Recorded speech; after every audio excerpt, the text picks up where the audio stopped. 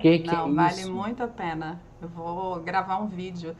Eu tava falando para elas que foi a minha meta de começo de quarentena, que eu tava muito ansiosa. Aí eu falei, quer saber, eu tenho que aprender um negócio que eu não sei de nada.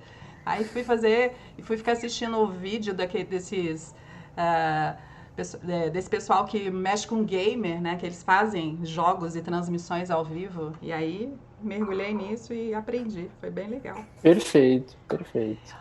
Olha só, a gente já está aqui gravando, né? A ferramenta vai fazendo o link e a gente já pode começar. Daqui a pouco ela começa a transmitir lá no Instagram, no Facebook e no YouTube. E como eu estou gravando aí, depois também qualquer coisa por causa de instabilidade de internet, eu consigo depois subir esse vídeo completo no YouTube e passo para vocês. Então, Perfeito. queria agradecer, né, a presença ilustre de pessoas tão queridas e tão renomadas, né? Assim, é um momento de, inclusive, agradecer da gente estar em quarentena, porque esse encontro aqui talvez não fosse assim tão fácil de acontecer. Então, é transformar em coisas positivas, né, esse momento. E quem me conhece sabe que eu falo demais. Então, vocês imaginam se eu faço live de 2 horas com uma pessoa, com cinco, ia ser até amanhã. Então, eu fiz questão de convidar uma das pessoas para fazer essa moderação. E aí eu quero apresentar para vocês a Marina Ott, uma arquiteta que também é designer de imobiliário, fez mestrado na engenharia ambiental, recebe diversos prêmios internacionais e tem uma característica de uma mente muito no futuro. Ela está sempre falando de tendências e isso é algo importantíssimo. É um nome muito forte hoje da neuroarquitetura. Oi, Marina. Olá, Júlia, tudo bem? Prazer estar aqui. Obrigada pelo convite. Ainda é boa tarde, né? Boa tarde para todo mundo, para os meus colegas hoje aqui. Bem-vindos todos. Vamos lá, então. A Júlia, então, já fez a minha apresentação. Hoje eu vou fazer a moderação para ver se a gente se modera um pouco, né, na fala. E eu também vou aproveitar já e apresentar todo mundo que faz parte dessa live hoje. Então, começo com a ordem alfabética, né? Vamos lá pela ordem alfabética para eu não me perder aqui. Começar pela Catarina. Hoje a gente vai falar um pouquinho com a Catarina, minha xará de nome, porque tem Sim, alguém aqui no grupo, né, que sempre confunde Catarina com Marina. que bom, né? Que bom que é com a gente, né, Marina? Exatamente. Bom, a Catarina simplesmente já recebeu o prêmio Green World Award com o projeto da Serratenses, é isso, Do Catarina? Serratense, Isso. exatamente. Ela é arquiteta, urbanista, mestre em conforto ambiental e fundadora da Spirale Arquitetura, que é o escritório dela. Ela desenvolve projetos, consultorias pelo Sebrae, e tudo baseado em técnicas da neuroarquitetura, design biofílico, bastante prático. Então, o prêmio todo aquele estudo da teoria sendo colocado na prática, né? Vocês imaginam até com a consultoria do Sebrae, né? Então, bem-vinda, Catarina. Obrigada, Marina. Dá um oi geral para todo mundo. Oi, Júlio, Cris, Lori. Sempre um prazer estar aqui com vocês. Daqui a pouco a gente conversa bastante, né? Bastante. Outro membro dessa Big Life aqui dos Big Five é a Cristiane. Essa capixaba já foi homenageada pelo CAL, também é arquiteta, mestre em engenharia civil, trabalha com consultorias, projetos, e a pesquisa dela, gente, é tudo a ver com o tema de hoje, né? É focado na área de psicologia ambiental, percepção ambiental, biofilia e neuroarquitetura. Também é professora, sim, né, como as demais, todas aqui, professoras do IPOG, membro do ANFA, né, que é o Academy of Neuroscience for Architecture, do qual alguns de nós também fazemos parte. Então, boa tarde, Cristiane, bem-vinda. Boa tarde, gente. Obrigado pelo convite. Hoje a conversa vai ser boa. Bom, a Júlia começou apresentando, né? Mas a Júlia também precisa ser apresentada, né? Imagina! Então, a Júlia é quem gentilmente está nos recebendo na plataforma dela, né? Do qual ela é sócia, do Qualia. Super interessante, faz diversas lives, sempre tem bastante material interessante sobre a área. A Qualia, né? Ela nasceu como uma startup de inovação e hoje faz parte do Parque Científico e Tecnológico. Ela também é arquiteta e urbanista, com doutorado na área de sustentabilidade e conforto, e o enfoque do trabalho dela foi na percepção do usuário frente à qualidade visual e o processo de projeto. Também tudo a ver com o que a gente vai falar hoje. ela tem uma formação multidisciplinar, mais ou menos a gente se adora por causa disso, né? Todo mundo aqui busca um pouquinho de cada área, então ela também tem especialização em design de interiores, reabilitação ambiental, gestão e marketing. E, por fim, gente, vai faltar fôlego aqui para falar do Lori, né? Porque agora, assim, se for abrir o currículo do Lori aqui, a gente ia ficar quase metade da live falando. Mas, então, eu vou dar uma resumidinha. Ele só é o autor do livro NeuroArc, né? Então, a gente já não precisa apresentar muito mais, mas a gente continua. Então, ele também é membro da ANFA, ele criou também o selo, né, NeuroArc. Ele também é arquiteto, trabalha com conforto, mestre em conforto ambiental, especialista em neurociência e comportamento humano, né? Não por um acaso está lançando o livro. Professor, nosso super coordenador de diversos cursos no IPOG. Ele faz viagens técnicas pelo mundo, só para vocês terem ideia. Já fez imersão só nos escritórios de Norman Foster, Zaha Hadid, Christian Park, do Big. E também tem atividades junto a instituições da Itália, Canadá, Portugal, e ainda tem escritório. E agora eu vou respirar um pouquinho, dar boa tarde para o Lori. Bom, Lori, boa tarde, seja bem-vindo também ao nosso encontro. Boa tarde, Marina, Catarina, Cris, Júlia, um prazer imenso estar aqui com vocês. Extremamente honrado, porque diante de vocês quatro eu vou ficar pequenininho aqui, ouvindo tudo, muito a aprender, temos muito aí para compartilhar, super honrado aí também não apenas com o movimento que nós estamos fazendo, mas aí parabenizando a Júlia, né, porque a Júlia escalou esse time, está organizando essa live, disseminando conhecimento, que é bem o foco dela, assim, gerar conteúdo de qualidade, com muito carinho, trazendo todo um envelopamento, assim, de profissionalismo, ética, enfim, então, parabéns aí, parabéns a vocês três, Marina, Catarina, Cris, também pelo trabalho de vocês, enfim, acompanho todas, sou mega fã. Já que o Lori ficou por último, então vamos começar pelo Lori, né? Lori, já que a gente está falando dessa área nova que está bombando, está todo mundo super antenado, né? Na verdade, é um termo novo, mas que nem é tão novo assim, né? Podias definir para a gente aí o que é neurociência, como é que isso entra na neuroarquitetura, para onde a gente vai, para onde nós estamos indo, de onde viemos? Ajuda a gente, Lori.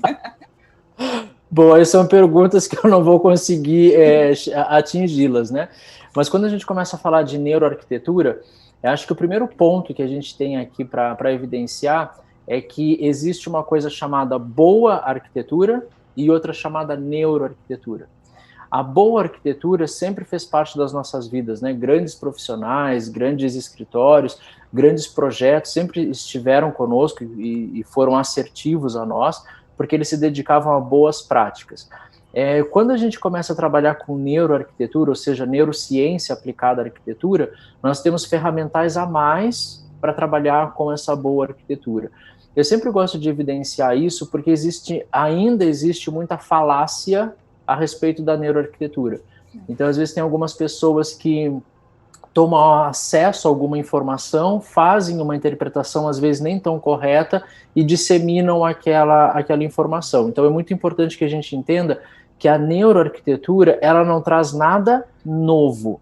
Ela simplesmente consegue, através de estudos científicos, nos dar ferramentas para que a gente entenda determinados processos e possa usar isso em projeto. Antes, o que era empírico, tentativa e erro, agora a gente tem mecanismos que nos mostram o porquê isso acontece através da compreensão da neurociência, que, de uma forma muito resumida, ela estuda o mecanismo de funcionamento do nosso cérebro. Como a gente está sempre ligado a campos, e a gente vai acabar falando daqui a pouquinho, e aí a gente tem as super especialistas aqui em psicologia ambiental, quando a gente está falando de campo, né, campo cognitivo, campo sensorial, campo comportamental, o ambiente faz parte dessas nossas percepções, né? Até então se acreditava que nós tínhamos 5 sentidos, né, que as percepções vinham pelos 5 sentidos, já descobrimos que a gente tem a somestesia também, que traz outros sentidos novos para tudo isso, e aí se acopla nessa percepção do espaço, e de acordo com alguns mecanismos, né, que nós temos no nosso cérebro, alguns campos, algumas áreas específicas, a gente consegue entender determinadas coisas, mas isso tudo vai surgindo daqui a pouco. Então, só para trazer assim bem rapidão o que seria essa neurociência chegando na arquitetura. Tá mutado. Opa, ficou mudo, né? Eu queria aqui para não dar microfonia, né? Que moderadora é essa? Inclusive, né, Lori, com isso já surgiram vários neuromitos, né? Que o pessoal, apesar de novo, mas já tá saindo coisa aí que não é bem assim, né? Exatamente. E alguns até já arraigados, né? Coisas que passava-se a acreditar por uma condicionante não científica, mas sim empírica, e isso disseminou-se por muito tempo, né?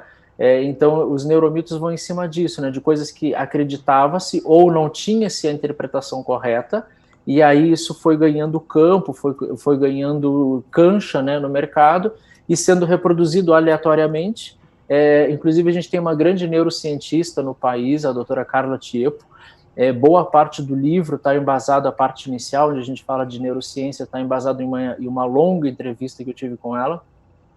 E ela traz uma frase que eu acho muito interessante, que muito comenta-se hoje do córtex pré-frontal, né? Que é essa parte que a gente tem aqui, que é a parte mais evoluída aí, em termos de processamento de informações, enfim. E ela comenta que tem muita gente falando e falando de córtex pré-frontal, mas se você parar para conversar com a pessoa não sabe o que é córtex, não sabe o que é pré e não sabe o que é frontal. Então, realmente, a gente tem aí uma certa avalanche de informações que não necessariamente são verídicas ou verdadeiras, né? Tem aquela história também do lado direito e lado esquerdo do cérebro, da criatividade, como é que é essa? Então, na verdade, assim, nós temos alguns componentes que estão mais ligados, né, algumas áreas que estão mais ligadas a determinadas sinapses, que são, vamos chamar assim, o diálogo entre neurônios, né, a conexão que os neurônios fazem entre eles, passando informação de um para o outro, e algumas condicionantes sinápticas, elas estão mais envolvidas com, através de algum campo cognitivo nosso, termos a maior mobilidade de um desprendimento voltado à criatividade, a isso. E esse movimento no nosso cérebro, ele acreditava-se até então que ele pertencia somente a um dos hemisférios, né? Nós temos 2 hemisférios, né? Duas grandes partes, e acreditava-se que tudo isso acontecia só de um lado. Inclusive tem um livro famoso, que eu não vou citar, mas tem um livro famoso que traz a técnica de com o lado direito do cérebro. E na verdade não é que, nossa, mas então se eu li esse livro vou colocá-lo fora? Não é isso, é que a época que ele foi escrito, acreditava-se que isso era feito dessa forma, que isso ocorria dessa forma, né? Vamos lembrar que essa publicação, a original, tem décadas, né? Então, depois disso que a gente teve grandes avanços e se descobriu que, na verdade, independentemente de onde um determinado processo ocorra no nosso cérebro, ele é envolto por inúmeros outros processos, né? Não tem como dizer que isso acontece só aqui.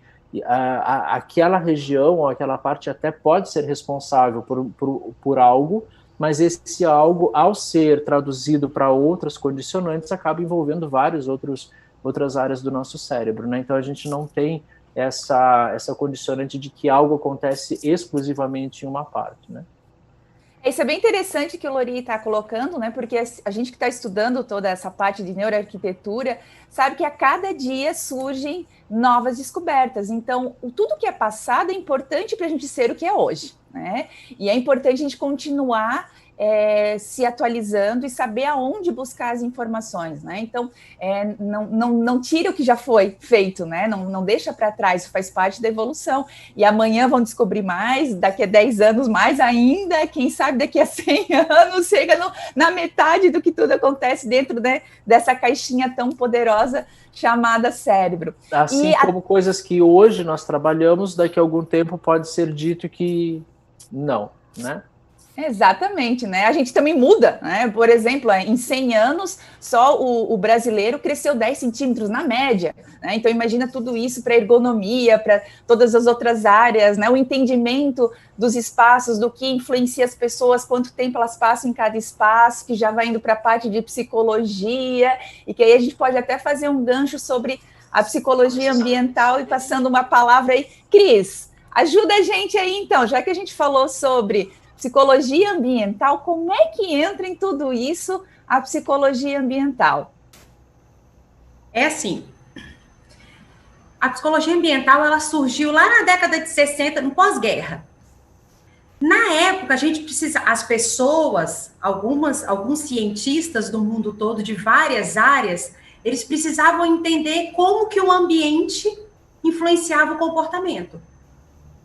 E aí, a psicologia ambiental, um dos principais fatores dela é que ela precisa ser interdisciplinar, né? Porque nós temos pessoas nós temos arquitetos, designers, geógrafos, sociólogos, psicólogos. Então, a psicologia ambiental, ela é interdisciplinar e a riqueza dela é justamente essa, né? São várias pessoas que têm como ponto de estudo essa relação ambiente e comportamento. Então, é basicamente isso. Hoje, o que se comprova com a neuroarquitetura é uma coisa que a gente já observava na psicologia ambiental. Então, a neuroarquitetura, ela está comprovando os porquês de alguns tipos de comportamento que a gente, na psicologia ambiental, a gente já estava percebendo isso. Só que é muito equivocado a gente fazer um projeto acreditando que este meu projeto vai gerar o comportamento tal. Isso não existe. O que a gente pode fazer com o nosso projeto é simplesmente, o nosso projeto ele pode simplesmente influenciar, pode ser que influencie. Porque o comportamento humano ele é muito complexo, ele depende de muitos fatores. Só 2 dele é que depende da gente, que é o fator ergonômico e o fator físico. O restante, os fatores psicológicos, os fatores políticos, aí a gente pode até mudar de assunto, né? Mas fatores sociológicos, antropológicos, tudo não tem a ver com nós da área de projetos e arquitetos e designers, né? Vai além da nossa ossada. Então, e outra coisa que eu acho importantíssimo, que a psicologia ambiental, ela precisa entender esse contexto que o ser humano está vivendo. A psicologia ambiental, ela vai estudar, então, é um tripé. Eu sempre falo que é um tripé. É o usuário, o ambiente e o contexto. Esse contexto pode mudar tudo, né? Então, a pessoa pode estar super de boa com a vida e vai entrar num ambiente que nós consideramos tristes. Para ela está de boa com a vida. Então, olha o aspecto psicológico influenciando em como ela interage com aquele ambiente. E até uma questão cultural, né, Cris? Ainda mais no Brasil, tão continental. E não só cultural, Marina, porque assim, olha eu te chamando pelo apelido. Tá em casa. Cultural, vai de personalidade, né? Depois o Lori pode até complementar para a gente aí. A forma como a gente percebe e interage com os ambientes depende do sexo, da idade, né? Então, é muito mais amplo do que simplesmente falar assim, faz desse jeito que o resultado é esse. Não é assim que acontece, né? O cérebro é muito complexo. Então, existem inúmeros fatores que vão influenciar no nosso comportamento. Não é pura e simplesmente achar que fez um projeto que é considerado, vou gerar uma emoção alegre. Aí faz um projeto que a gente fala, esse projeto é um projeto alegre. Talvez a pessoa está vindo de um enterro. Não vai ser alegre para ela nunca. Então, olha o contexto aí. Então, existem inúmeros fatores que nós precisamos levar em consideração, né? Então, não é tão simples assim. Não é, né? Não é simples, mas tem técnica por trás que ajuda, né, Cris? Então, e dentro disso, uma pergunta que surge muito, como, de certa forma, tu já respondesse, mas como é uma pergunta que vem muito intrínseca, como a neuroarquitetura e a psicologia ambiental estão ali, o que faz parte de um, o que faz parte da outra, o que é o meio comum entre as duas? Eu sempre falo assim, a psicologia ambiental, ela vai estudar o comportamento observável, padrões de comportamento. É isso que é o objetivo, é o objeto, a matéria-prima da psicologia ambiental é observar comportamento padrão. A neurociência vai pegar a neuroarquitetura vai pegar essa observação e vai tentar entender por quê, colocando o eletrodozinho lá para ver onde que o nosso olho está indo, quais as emoções que aquele ambiente gera em nós, coisas que muitas vezes são invisíveis para nós, né? Então, eu sempre falo assim, Marina, na minha opinião, na minha humilde opinião, toda faculdade de arquitetura e design deveriam ter disciplinas de arquitetura. Não, sim, de arquitetura tem. Por quê? A gente lida com o ser humano o tempo todo. É o cliente, é o fornecedor, é a mão de obra, todo mundo é ser humano. Mas a gente aprende até quantos milímetros tem que ter o rejunte. Mas não aprende quem é aquele meu usuário, que é o principal da história. Né? Então, eu acho que tentar entender quem é aquele usuário, como que aquele usuário, o que é importante para ele, qual é a história daquela pessoa, história de vida, história familiar, qual a história social, em que contexto que aquela pessoa está inserida, isso é importante para eu tentar elaborar projetos que sejam personalizados, específicos para aquele meu público-alvo. Então, eu preciso entender de gente. Exato. Eu também faço a mesma brincadeira que a tua, que a gente devia ter pelo menos umas 2 cadeiras, uma para se entender, porque, né, a arquitetura abre tanto campo de atuação, e a outra para entender esse bichinho chamado cliente, né, que a gente precisa lidar. Pegando o gancho também da Cris, né, que ela falou sobre a psicologia, vou até dar aqui uma partezinha. Tem técnicas, né? Claro, tem todos esses elementos que a Cris, também falando pelo apelido, né? Que a Cris trouxe para a gente, a questão do espaço, de como a pessoa está se sentindo, questões políticas, questões culturais, né? Mas também existem técnicas, sabendo que isso só vai pegar um todo, uma maioria, né? A gente sempre tem as especificidades, e por isso que quando nós fazemos um projeto especificamente para um cliente, né? Então, uma área que eu trabalho bastante, que eu estudei bastante também, é a parte da Gestalt, né? Que é uma escola de psicologia experimental, né? Então, existem estudos, isso que eu acho bem interessante até da Gestalt, que complementa já o que o Lori e a Cris estão falando, é que existem estudos que comprovam, que mostram e que vão atrás de, por exemplo, como funciona a percepção humana.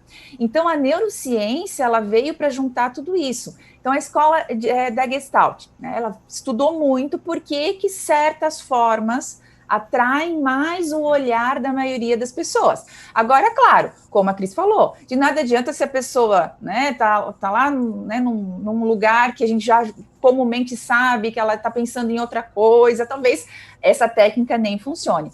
Porém, as técnicas existem e podem facilitar a nossa vida, né? Então, até tem um TED muito interessante, né, um TED Talks, né, que é do Anjan, que ele fala que o nosso cérebro decide o que é bonito. Então, é muito importante para a nossa área de atuação, porque a gente tem a parte da estética, sim, né? Mas tem a técnica por trás também. Então, quando a gente fala de Gestalt, a Gestalt estuda várias coisas, mas, por exemplo, ela trabalha com 8 leis, e essas leis acabam direcionando o nosso olhar, né? Se sabe, se a gente usar aqueles elementos, é mais provável que a pessoa goste daquele espaço, né? Então, a gente tem, por exemplo, o fechamento. Parece uma brincadeira infantil, vocês já devem ter feito uma brincadeira que vem com liga-pontos e a gente acaba conectando as linhas e forma um desenho ao final. O cérebro adora esse tipo de brincadeira mesmo quando adulto.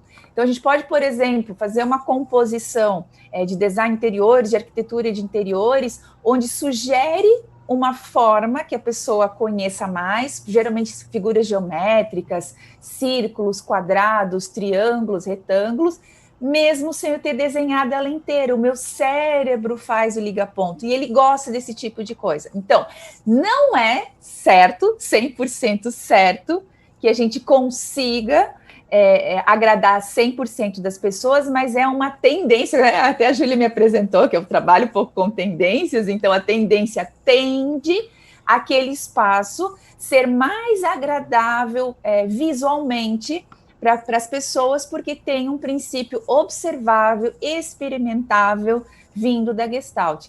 Então, aqui, a reunião dessas 5 pessoas hoje também tem muito a ver com isso. A gente gosta de ir atrás de ciência, de técnica, não de achismo. claro que, como o Lori mesmo falou, do dia para a noite surgem conhecimentos novos, né? Então é importante, até como a gente faz parte, nós fazemos parte, né, do ANFA, sabemos, né, a questão da bibliografia, o livro do Lori vai ser uma base boa também para ter um norte da onde a gente precisa buscar essas informações, né? Até porque nas composições tem muito de mimes e de mimética, e aí entra uma questão que a gente fala muito sobre a biofilia, você já deve ter ouvido, né? A neuroarquitetura, a questão da biofilia. A gente tem que lembrar que o homem depende do estudo, tem de 200 a 300 mil anos, e dependendo do estudo também, somente 6 mil anos que a gente está no ambiente construído. Então, todos esses outros milhares de anos, a gente tinha a convivência com a natureza. Por isso está aqui, né, dentro lá do nosso cérebro, da nossa vivência, da nossa memória, e por isso que ambientes que se apoiam na questão da biofilia, que tem muita técnica por trás, e a gente ainda vai comentar disso hoje, também ajudam a essa percepção do espaço ficar mais agradável. Inclusive, quando a gente fala de biofilia, vem muito num primeiro momento, botar verde dentro de casa. Até pode ser também, mas não é só isso, né? Tem a questão da ventilação, da insolação, né? Dos ciclos que a gente percebe toda a questão da iluminação, as formas orgânicas, né? Então vai muito além, né, do que às vezes a gente vê por aí falando, põe plantinha em casa. Não é só isso, né? O uso dos materiais, das texturas. Então tudo isso eu estou falando um pouco do interior, né? Porém, a gente sabe que tem uma relação interior-exterior. Eu vou pedir ajudinha para a Júlia, que eu sei que é o trabalho dela, né, que veio do estudo dela. O que é essa relação, Júlia, interior-exterior, a janela que a gente tem? Ajuda a gente um pouquinho aí, já que a gente falou de interior, como é que a gente chega nesse exterior? Então, quando eu fui estudar, né, eu amo fazer projeto, só que as soluções de projeto, elas precisam ser muito bem embasadas, né, o porquê que eu vou tomar essa decisão. E quando, né, a gente vem da área de conforto, né, vindo da área de iluminação, do térmico, a gente olha os elementos, às vezes de forma muito técnica, muito objetiva, aquilo é um material, então a janela é um elemento de fachada. E quando eu fui estudar a janela, ela tem dezenas de funções e dentro, né, da área da psicologia, ela é encarada como um elemento totalmente diferente da porta. A porta, ela passa, é uma passagem entre interior e exterior. A janela, não. A janela, ela te permite estar interno, te conectando com o externo. E isso tem relações, né, psicológicas interessantes. E a gente, como arquiteto, a gente faz esse enquadramento da vista. Então, os grandes mestres de arquitetura falam, né, vamos fazer um enquadramento da vista. E esse enquadramento da vista, comecei a questionar. Quando a gente enquadra essa vista, eu estou definindo o que o usuário vai perceber do mundo exterior, né? E eu estou trazendo para dentro, né, do meu ambiente interno. E como é que fica os aspectos de iluminação natural? Porque na hora que eu enquadro a vista, eu também estou definindo a luz natural, né? Os aspectos de ventilação. Então, foi um pouco dessa avaliação que eu fui estudar, né? Multimétodo, assim, na parte técnica de conforto e focar no usuário. O usuário, ele é influenciado pela qualidade dessa vista? Será que os aspectos técnicos de iluminação, que tradicionalmente a gente vem medindo de forma quantitativa, não, tem que ser 500 lux. Mas e a influência do que eu estou vendo? Então, foi muito interessante porque fui fazer pesquisas, né?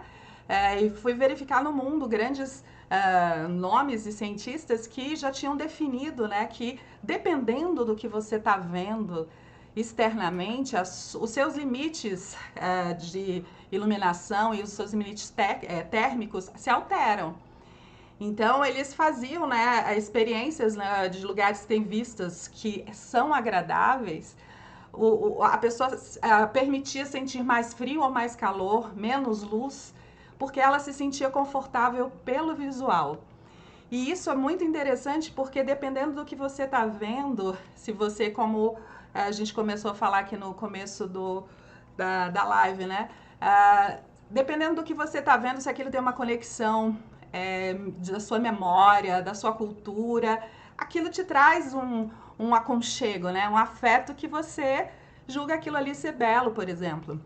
E aí eles foram fazer um estudo, e meu doutorado fez em relação ao Brasil, comparando com os estudos que foram feitos na Europa.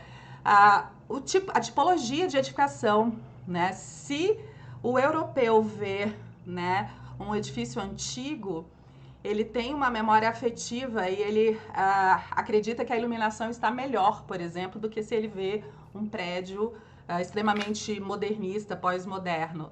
E é interessante porque eu comparei aqui com Brasília. Brasília, a gente tem uma cidade completamente modernista. E aí aqui as pessoas, elas têm uma relação diferente com o que elas veem dos edifícios, ou veem externamente a janela. Se a pessoa está vendo edificações modernistas, automaticamente ela responde falando que aquilo ali ela está vendo ambiente de trabalho e que para ela o ambiente doméstico não tem que ter coisas modernistas, a grande maioria. Então é uma diferença, né, de culturas por ter a vivência de cidades, né, uma cidade histórica diferente de uma cidade modernista. E elementos da vista também. As pessoas elas acreditam que a iluminação está muito melhor quando ela está vendo vegetação, quando ela está vendo os elementos ambientais, água, terra, céu. Se ela vê isso no teu enquadramento, ela vai lá e responde o questionário. Não, a luz está ótima. Aí você chega com o luxímetro para medir e não está. Aí você vai em outro lugar que a pessoa não tem vista, pode estar às vezes 600, 700 lux e a pessoa está lá colocando que está horrível, que está ruim. E isso tem, né, relação direta com a qualidade dessa vista, né? E quem define essa vista somos nós. Então, esse enquadramento correto dessa vista é essencial hoje.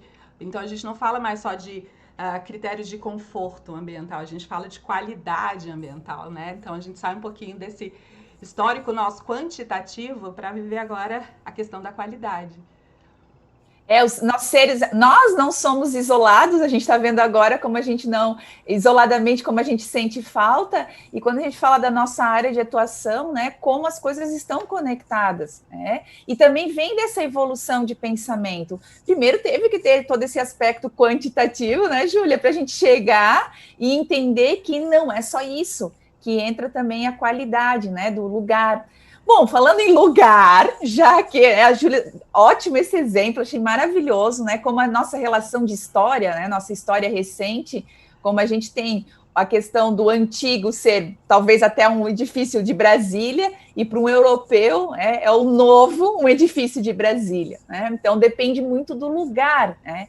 E isso tem muito a ver também com o que a Catarina, minha xará, estuda bastante, sobre a relação geográfica do espaço, de como a gente tem que saber, num país continental como o Brasil, nos estados, a gente tem estados, né, no Brasil, que o interior e o centro urbano também são completamente diferentes. Catarina, ajuda a gente aí como biofilia, lugar, o que a gente tem que considerar em relação a esse Brasilzão, paizão, né, chamado Brasil. Vamos lá, Catarina, ajuda.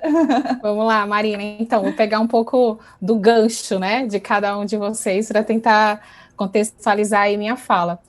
Começando pelo Lori, realmente o que a gente vem estudando em termos de neuroarquitetura e biofilia, sustentabilidade e conforto ambiental não é exatamente novo, mas da forma como a gente vem utilizando e transmitindo isso e tendo mais assertividade, não só nas nossas aulas, mas principalmente dos nossos projetos, eu acho que essa é o grande cerejinha, né, do bolo. É que há muito tempo que a gente vem estudando isso, há muito tempo que a gente sabe que as pessoas precisam estar mais em contato com elementos naturais, né? Então, o termo biofilia, que é essa perninha da neuroarquitetura, né, que vai estudar essa necessidade das pessoas estarem mais em contatos com elementos naturais, isso não é novo, né? Já tem algum tempo, mas isso está chegando de uma forma muito forte agora, não só porque o tema é extremamente interessante, mas diante do contexto que a gente vive, né? Então, agora,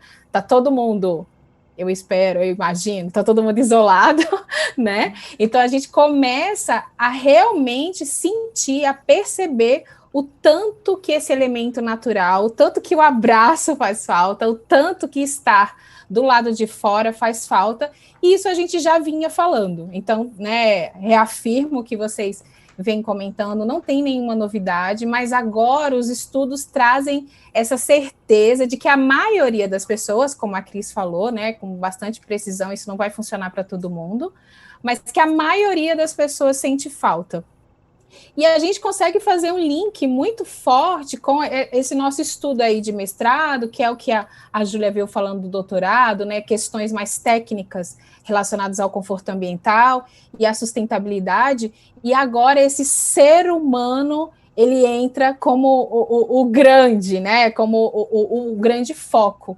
Porque até então, quando a gente falava que a gente fazia um projeto utilizando técnicas mais sustentáveis, que estão relacionadas ao conforto ambiental, o meio ambiente era o grande foco. A gente não queria gerar grandes impactos ambientais, a gente queria fazer bem para a natureza, e agora isso casa muito bem, né, no retorno. Como que essa natureza também faz muito bem para a gente. Então, mais uma vez, é um equilíbrio, né, é uma troca. Então, a gente, né, as pessoas dentro de casa começam a perceber, talvez, Júlia, se você refizesse essa pesquisa agora, né, essa vista do ambiente externo, ela ganharia ainda mais ênfase. Muito Eu fiz uma brincadeira, né? Mais. Eu fiz uma brincadeirinha rápida lá no meu Instagram e falei assim, para as pessoas tirarem foto dos espaços, né, que traziam mais prazer, os espaços da casa, ou do ambiente que as pessoas estavam. E eu vou falar para vocês que 90% das pessoas tiraram foto da vista, né? Tiraram foto do elemento externo. Ao mesmo tempo, parece uma coisa simples, né? Como a Marina falou, se a gente vai trabalhar com biofilia, a gente tem que trazer luz, a gente tem que ter ventilação, e a gente coloca uma plantinha dentro de casa e está resolvido. Então, eu acho que não é só por aí, né? Primeira coisa, o Brasil é gigantesco, se a gente fizer um recorte nacional. Então, eu tenho aí um histórico de vida onde eu sou nordestina, eu já estudei, fiz meu mestrado em Florianópolis, hoje eu moro em Brasília, mas também já morei em Uberlândia, e trabalho muito com projetos para o norte, né, para Belém, para Macapá. Então, além de viajar muito pelo IPOG, né, Lori, que o IPOG faz com que a gente tenha essa oportunidade de viajar Brasil afora, eu também sou consultora do Sebrae há 15 anos, onde eu também viajo e tive essa oportunidade de já ter morado em várias regiões. Então, não existe uma receitinha de bolo, como vocês falaram de uma forma muito correta. Então, a diretriz pode ser a mesma, né? Vamos ventilar os espaços. Mas será que ventilar um espaço no Rio Grande do Sul é a mesma coisa de ventilar um espaço em Maceió? Né? Será que todo período do ano as pessoas do Rio Grande do Sul, vocês aí, Marina e Lori, que estão aí no sul, será que vocês vão querer o vento sul aí no período de inverno? Né? Como ao mesmo tempo o pessoal que está em Maceió, esse vento ele é muito bem-vindo, seja primavera, verão, outono, inverno. Então é para ventilar, ok, mas de que forma, né? Então, é aí que entra esse link muito forte que a Júlia comentou, dessa área de conforto ambiental. Então, ao mesmo tempo, usar vegetação. Não é só trazer uma plantinha para dentro de casa. Será que toda plantinha vai sobreviver em todo lugar que você vai colocar, né? Será que todos os espaços a gente vai poder colocar um jardim vertical? E em ambientes hospitalares, por exemplo, onde eu não posso ter esses elementos externos aqui dentro, será que eu não vou poder trabalhar com biofilia? E aí entra uma gama de estratégias, né? O nosso organograma que a gente está organizando aí para a nossa aula. Então, entra uma gama de estratégias que a gente pode construir para que esse projeto, né? Para que a gente trabalhe biofilia com esse projeto, sem ficar amarrada nessa receita de bolo. Então, entender o que está por trás disso, né? Por que as pessoas se sentem bem estando próximos de elementos naturais? Então, será que tem a ver também com essa paleta de cores? Será que tem a ver como, de repente, tem um elemento focal? e não se tem esse excesso, né, de elementos onde a gente possa ficar perturbada? Ou será que tem a ver com as texturas? Ou será que tem a ver com o fractais, né, com esses elementos, né, que se repetem na natureza? Então, é um estudo, como a Marina falou, que a gente ainda, cada vez que a gente estuda, a gente descobre que a gente tem que estudar muito mais. Muito mais! Muito mais, ainda bem que a gente sente isso, né, porque senão, isso quer dizer que a gente está no caminho certo, como diz o professor Joy, né, Lori? Mas, ao mesmo tempo, a gente pode dizer que a gente consegue agora ter um entendimento mais claro, ter um embasamento científico super bacana trazida pela neurociência e pela neuroarquitetura. De alguma forma, isso traz um conforto para a gente, porque eu, por exemplo, fico um pouco angustiada com essa arquitetura tão subjetiva, né? O fato da gente ter algumas respostas, algumas técnicas, que na maioria das vezes vai funcionar, traz uma certa tranquilidade nessa proposição do espaço, né? Mas, ao mesmo tempo, não é 100% de certeza. Então, a gente pode trazer algumas diretrizes principais, como essa, né, que a gente falou, que é vegetação, que é o material, que é isso e aquilo, mas a forma como isso vai acontecer no espaço é extremamente complexa, né? Como a Cris veio falando, que vai depender muito desse usuário e também vai depender do local, né? A forma como a gente vai trabalhar luz natural é diferente, a forma como a gente vai trabalhar ventilação natural é diferente. Tem locais, inclusive, onde essa ventilação natural não é tão bem-vinda assim, e a gente precisa se preparar para esse novo contexto, né? Que eu nem vou chamar do novo, que está ficando chato, mas a gente precisa se preparar para esse novo contexto. Eu até compartilhei aqui no nosso grupo, e eu vou externalizar uma fala do Ivo Mairenes, que é um arquiteto carioca, que eu gosto muito, que deu uma entrevista para o CAL, que saiu publicado lá no site do CAL, que ele fala, o nosso imaginário agora, né, nas notícias, os imaginários das pessoas começam a enxergar o mundo cada vez mais dividido, né? Então, se o restaurante vai abrir, ele vai abrir com acetato, né? Dividindo as pessoas. Se uma loja vai abrir, ela também vai abrir com determinados fechamentos. E, de certa forma, isso vai incomodar todo mundo, porque o calor humano é insubstituível. Então, o que a gente quer não é só frequentar os espaços, a gente quer encontrar as pessoas. Só que agora a gente vai precisar encontrar as pessoas de uma forma saudável. E para que isso aconteça, o nosso papel é grandioso, porque a gente vai precisar projetar espaços propícios para a vida. Isso não tem mais volta, né? Então, a ventilação natural não vai estar só ligada ao conforto, não vai estar ligada só ao bem-estar, que já é muito, mas ela vai estar ligada muito diretamente à nossa segurança, né? Segurança, quando eu digo em termos de ambientes saudáveis, né? Então, essa iluminação, se já tinha uma importância, agora ela ganha uma importância exponencial. E, novamente, não se tem uma receita de bolo, ainda bem, porque a gente iria perder o nosso lugar do mundo, né? Então, ainda bem, essa complexidade aí é o trabalho do arquiteto, né? Exatamente, a gente vai traduzir isso daí, eu espero. A gente consegue ver, né, por essas maravilhosas falas que a gente já teve até aqui, como é quase a essência da formação, né? Eu acredito que tem gente nos vendo, arquitetos, designers. Eu sempre brinco, né? Onde colocam arquitetura? Tem universidades no Brasil que colocam arquitetura no Centro de Ciências Tecnológicas, tem universidades que colocam arquitetura na área de humanas. Por quê? Porque essa formação, arquitetura, interiores, design interiores, a gente tem esse pé na técnica e tem o pé também no ser humano, nas artes, que é essa humanização do espaço, né? Então, se vocês forem ver as falas de todas nós, incluindo a do Lori, a gente sabe, tem técnica, mas também tem essas peculiaridades e particularidades que a gente sempre soube que existiram, mas que cada vez mais ficam exacerbadas de que os seres humanos são únicos, mas eles têm algumas necessidades em comum, né? Então, a gente consegue, com muita sensibilidade, com estudos, com técnicas, trazer isso para os espaços, né? Até por falar em técnica, vou puxar o gancho de novo para o Lori. Lori, sobre os estudos, né? O que a gente tem já de estudos concretos, quando se olha, né, o funcionamento do cérebro, sabendo dessas peculiaridades, né, particularidades de cada ser humano, mas o que tem de estudos concretos já na área da neurociência, neuroarquitetura? Bom, em relação à ciência específica, né, e a gente buscando a neurociência, isso muito ligado às áreas da saúde também, a gente tem várias comprovações em relação a áreas cerebrais que são acionadas diante de determinados estímulos. No entanto, a gente continua tendo a questão da subjetividade, porque esses estímulos eles são muito traduzíveis à experiência de cada um.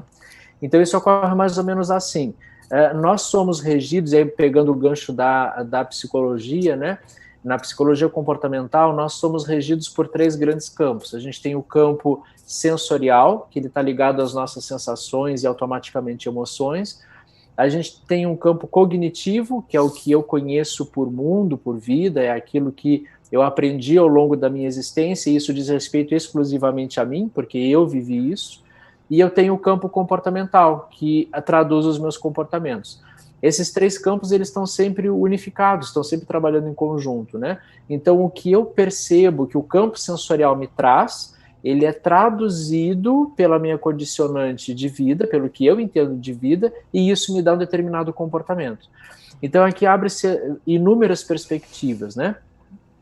Quando a gente começa a falar disso que a Catarina muito bem trouxe, né, que não tem a receita de bolo, uma das áreas que mais se utiliza, e talvez não, a primeira grande área que se utiliza dos artifícios de neuroarquitetura é a arquitetura comercial, porque lá a gente precisa de um resultado, o projeto tem que entregar um resultado, e o resultado é a experiência do cliente. Nunca se falou tanto em experiência como se fala hoje, né?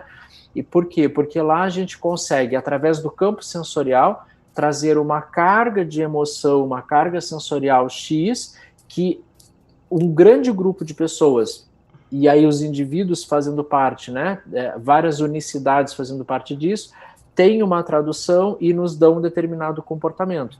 Mas isso é muito, muito pessoal, e aí vai no que a Catarina disse, no que a Cris disse, no que a Júlia disse. Por quê?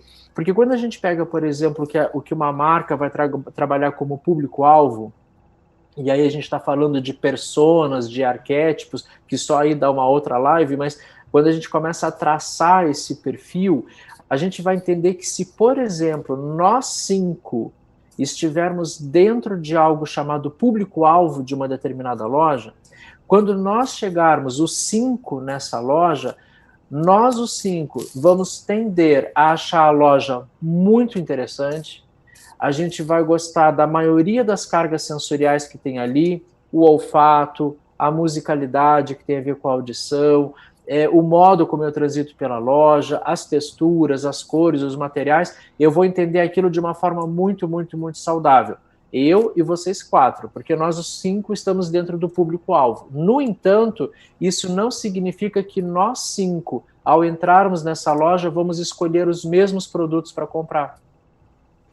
Então eu tenho um recorte, esse recorte ele me diz que este grupo específico de pessoas tendencialmente serão atingidos por essas informações. Mas cada um, unicamente ele, devido ao seu campo cognitivo, que é a sua tradução de vida, vai ter o seu momento único. Então, por mais que todos os processos estejam ali, eu não consigo garantir que eu vou atender à unicidade daquela pessoa. Então, é por isso que mesmo tendo o público, o arquétipo, a persona, etc., nós vamos ter uma gama muito grande de produtos, que é para poder, dentro dessa malha maior, tentar chegar nos individuais, né? Essas relações elas vão acontecer justamente por causa da transição desses 3 campos que nós temos aqui. O que se sabe até então? Que quanto maior for a carga sensorial, maior tende a ser a tradução comportamental. Quanto mais eu tiver agitação, frenesi no campo sensorial, a minha tradução tende a me dar um comportamento maior. Eu gosto sempre de dar exemplos assim bem cotidianos, né? Porque a gente capta rápido. Vamos pegar, por exemplo, alimentação, nos alimentarmos, né? Quando a gente está comendo alguma coisa, a gente está lidando pelo menos com 2 dos nossos sentidos diretos, né? Daqueles 5, pelo menos 2. A gente está lidando com o paladar e com o olfato, né? Então, eu estou comendo alguma coisa, eu estou sentindo o sabor e eu estou sentindo o cheirinho. Mas se a gente parar para perceber, a gente vai ver que aqueles alimentos crocantes, chocolate que é crocante, salgadinho, amendoim, tudo que é... A gente geralmente diz assim, não dá para comer um só. Você come um, pega outro, por quê? Porque esse alimento ele não fica só com o paladar e o olfato, ele aumenta a condicionante de tato e ele também aciona a audição. Quanto maior for o envolvimento sensorial, maior é a tradução comportamental, né? Já deu fome. Já deu fome. Então, assim, ó, antes eu estava trabalhando com 2 quesitos sensoriais, tato e olfato, paladar e olfato. Quando eu coloco a crocância nisso, eu já continuo com o paladar, continuo com o olfato e eu acrescento uma maior condicionante de tato e a audibilidade. Então, aí aumentou a carga sensorial, tende-se a aumentar o comportamento também. Nesse caso, repetir o movimento de ter aquela sensorialidade toda, né? Então, esses quesitos, eles estão já muito compreendidos, né, que isso pode acontecer. Dentro das espacialidades, quando a gente traz isso para o espaço, vai acontecer de igual forma. Quanto mais a gente conseguir conectar os campos sensoriais das pessoas, maior tende a ser o movimento comportamental. É por isso, de novo, que no campo comercial usa-se musicalidade no ambiente. Muitas lojas trabalham também com a questão de odorização no espaço. Então você tem audição, você tem o olfato, você continua com muita percepção, tem uma técnica que a gente chama de tato visual, né? Então a gente meio que dá uma abusada nas texturas, porque aí visualmente você já tem as condicionantes de tato, mesmo não tendo tocado ainda. Então quanto maior for a composição no campo sensorial, maior tende a ser a tradução no campo comportamental. E aí, claro, tem ligações que vão diretamente ao quesito da... a Júlia falava das memórias afetivas, né? Tudo aquilo, a memória afetiva ela pode ser naturalmente utilizada ou ela pode ser criada. A gente pode gerar uma memória afetiva se a gente quiser. A gente condiciona isso, né? Mas isso tem muito a ver com o ambiente que nós estamos inseridos. E aí, se a gente puxar um ganchinho rápido assim na neurociência, a gente vai perceber que a gente tem uma região, uma estrutura cerebral nossa chamada hipocampo. E lá no hipocampo acontecem 2 coisas importantes para nós na arquitetura. Obviamente que acontece muita coisa, mas dando o recorte, né, acontecem 2 coisas importantes para nós na arquitetura, que é no hipocampo que nós temos o processamento do que a gente chama de GPS mental, que é o como eu me relaciono com a espacialidade, né? Então eu leio esse espaço, eu sei que eu vou por ali, que eu saio por aqui, que eu tenho que circundar aquele determinado mobiliário. Então eu tenho um GPS mental traçado para poder me permitir utilizar esse espaço. E também dentro do hipocampo a gente tem a conformação das memórias, sejam de curto prazo, sejam de longo prazo. Depois elas vão se subdividir de novo, mas o hipocampo trata disso. É devido a dentro da mesma estrutura a gente ter essas 2 condicionantes que acontecem coisas mais ou menos assim. Eu estou aqui conversando com vocês, eu estou no escritório da minha casa, e aí eu lembro que eu queria mostrar algo para vocês. Acabei de comprar uma caneta, quero mostrar a caneta para vocês. Mas essa caneta não está aqui, essa caneta está lá na sala. Quando eu saio desse espaço e eu chego na sala, não é que vá, mas pode acontecer de eu ter uma reação mais ou menos assim. O que é mesmo que eu vim pegar aqui? E aí eu volto. Quando eu entro no escritório, eu faço assim, era a caneta. E aí eu volto racionalmente e pego a caneta. Por quê? Porque esse meu ambiente, ele já tinha conectado no primeiro momento uma memória de curto prazo junto com o meu GPS mental, junto com a espacialidade. Quando eu troco a espacialidade, não é que vá, mas pode acontecer de eu perder aquela memória junto, né? Porque ela era uma memória só de curto prazo, uma memória rápida. É isso que faz com que a gente tenha lembranças de determinados lugares que podem nos lembrar de pessoas, de sensações boas ou ruins. Aí a gente já começa a entrar no campo da valência, né? Se é positivo ou se é negativo. Mas a ambientação, a minha conexão com o espaço, devido a essa conexão de GPS mental que eu faço, né, com o traçado que eu faço, ela tende a estar conectada a um campo de memória também. Bom, mas enfim, aí a gente começa. Aqui eu já tô assim, quase colocando a mãozinha e vendo o coraçõezinho saindo, né, ouvindo o Lori. Mas é interessante também como ele fala muito de tende, né, como é uma área que eu trabalho bastante, a questão das tendências, a gente tem que sempre lembrar isso.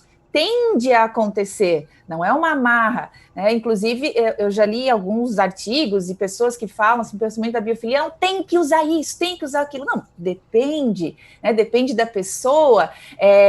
Tu não pode usar formas pontudas, mas espera lá, se a pessoa vive lá no Grand Canyon ou no lugar que as rochas fazem parte do dia a dia, trazer isso para dentro de casa é uma memória afetiva, talvez, para aquela pessoa, né? E não é necessariamente ruim. Então, tudo que é muito rígido, a gente tem que desconfiar, né? E essa questão dos sentidos também, nosso cérebro adora, né? Neuroplasticidade, né? Para estimular, o nosso cérebro precisa de tudo isso. E agora eu vou botar todo mundo aqui em maus lençóis, para vocês verem, né? Como é subjetivo. Imaginem que a gente se reuniu aqui por afinidades, né? Trabalhamos em áreas similares, mas com certeza cada um tem uma particularidade. A gente falou, alguns falaram aqui, né? A Júlia falou também, a Cris, de certa forma também, o Lori, a minha xará, a Catarina. O que para cada um de vocês tem alguma memória afetiva dentro do ambiente que vocês estão agora, dentro da casa de vocês e do escritório? Vamos começar com a Cris. Cris, tem alguma coisa de memória afetiva aí no teu ambiente, na tua casa? Eu estou aqui no escritório. Tem. Então, tem. O que é? Aqui tem fotos de pessoas que eu amo. Aqui tem objetos que eu ganhei de pessoas que são importantes para mim. Lugares que eu frequentei, fotos de lugares que eu já fui. Eu falo que esse espaço aqui ele é recheado de memórias. Que para mim é importante. E que com certeza, talvez até algum que está ali foge do contexto de composição, de elementos que deveriam ter sido utilizados, mas que para ti faz todo sentido. Vamos dar uma puladinha, Júlia, que eu estou vendo também, tu tá na sala aí, tá cheio de coisa. A minha estante é completamente memória afetiva, ainda mais nesse momento que o escritório teve que vir para dentro de casa.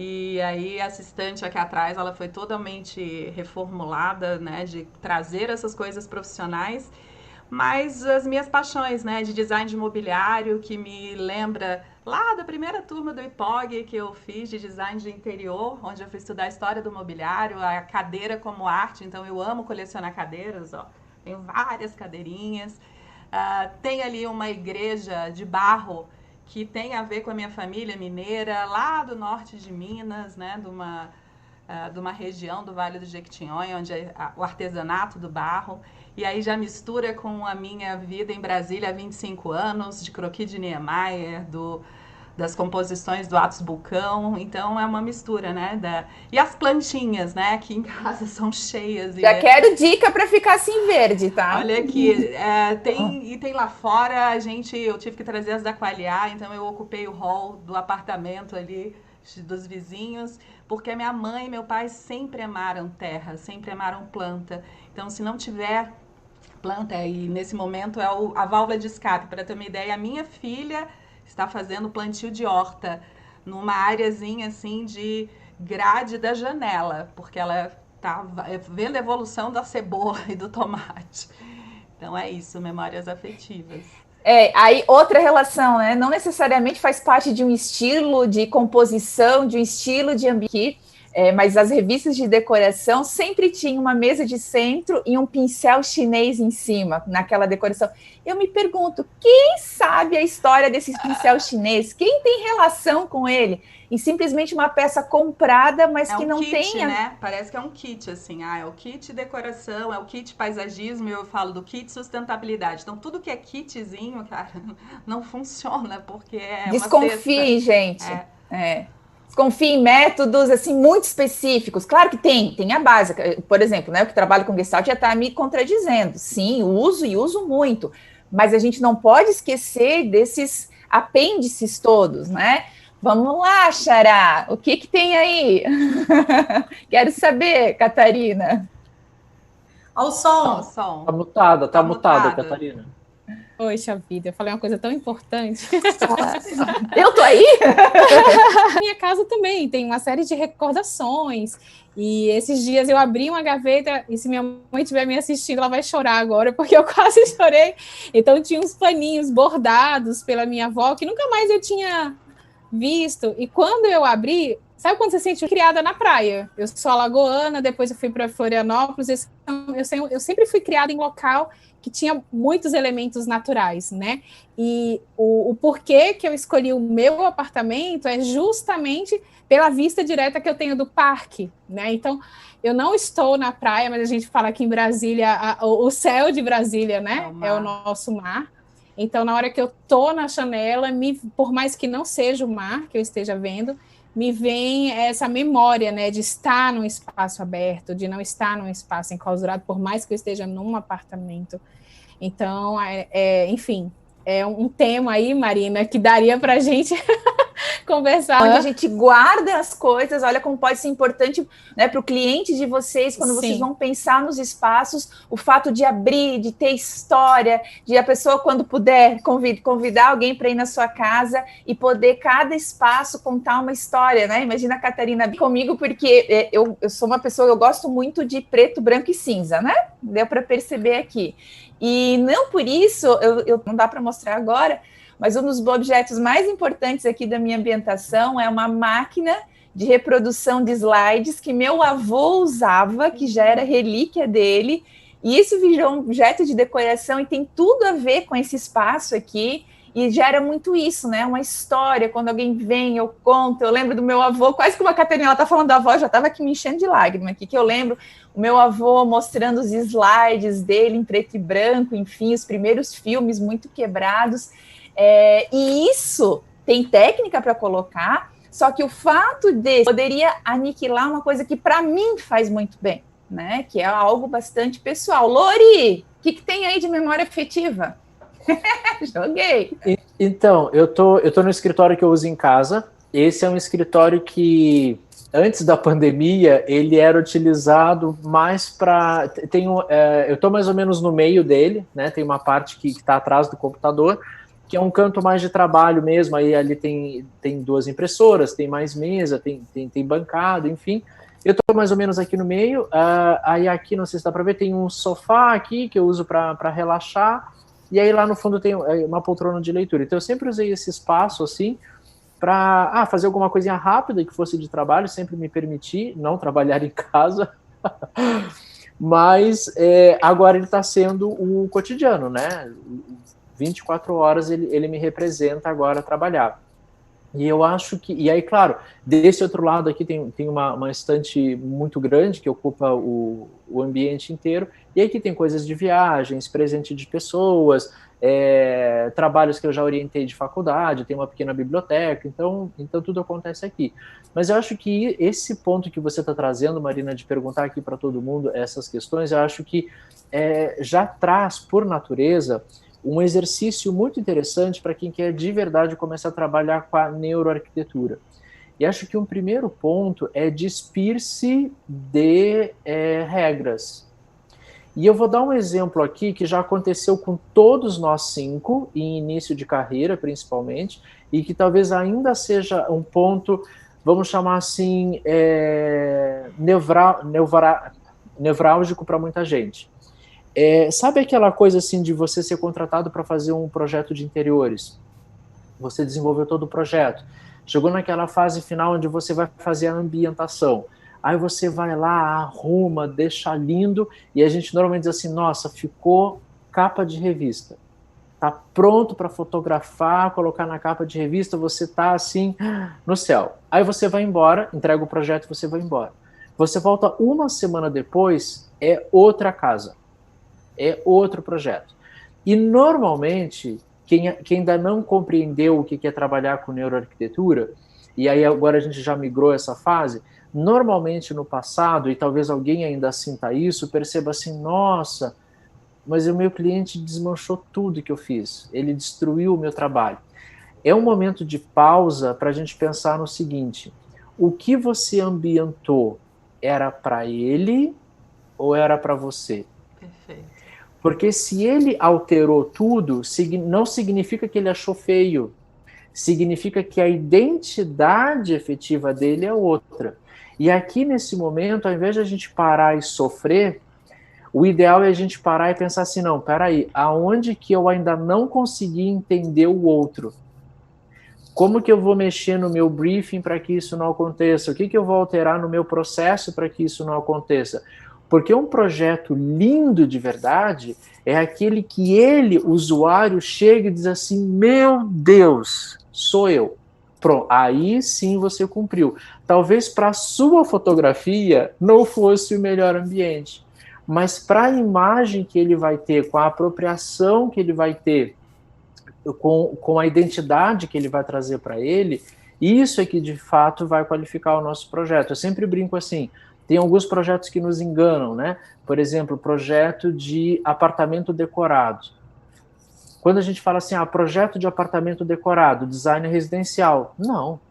Um apartamento decorado é zero design residencial. Mas é um apartamento, mas é zero residencial. É um projeto totalmente comercial. Por quê? Porque se qualquer um de nós 5, ou qualquer pessoa que estiver nos assistindo agora, chegar em um belo apartamento decorado, muito bem montado e corretamente montado, nós todos vamos traçar uma linha de raciocínio mais ou menos assim, nossa, que apartamento lindo, tranquilamente eu moraria aqui. Mas peraí, como que pessoas tão diferentes, ao mesmo tempo, se permitiriam apropriar-se do mesmo espaço? Porque lá foi extraída uma coisa chamada identidade. Então, o apartamento decorado ele serve para mim, serve para a Catarina, para a Cris, para a Marina, para a Fernanda, para qualquer um que esteja assistindo. No entanto, em uma semana de uso vai começar a aparecer um porta-retrato, vai aparecer uma almofada de bichinho, vai aparecer uma mesa trocada de lugar, porque aí eu começo a efetivamente entender que aquilo é meu, né? Mas num primeiro momento todos nós julgamos que eu poderia morar ali. Por quê? Porque não tem identidade, então ele é completamente apto a qualquer a apropriação. Mas esse mecanismo é um mecanismo muito interessante para trabalhar com neuroarquitetura, quando isso acontece, né? Nossa, o cliente mudou tudo que eu fiz. Não sofra. E também não acho que você fez errado, e também não acho que o que você fez foi tido por ele como feio. Esse não é o processo. O processo é o contrário. É um processo de aprendizagem.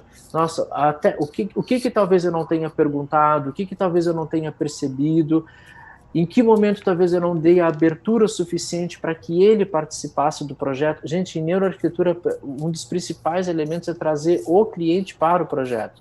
Não na minha concepção, mas ele. Vem cá, senta aqui comigo. É assim?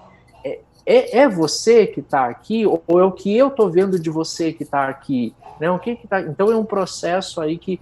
E aí vem as questões de design thinking, bom, aí veio milhões de coisas, né? Aí a gente pode emendar com mais um monte de coisa, né?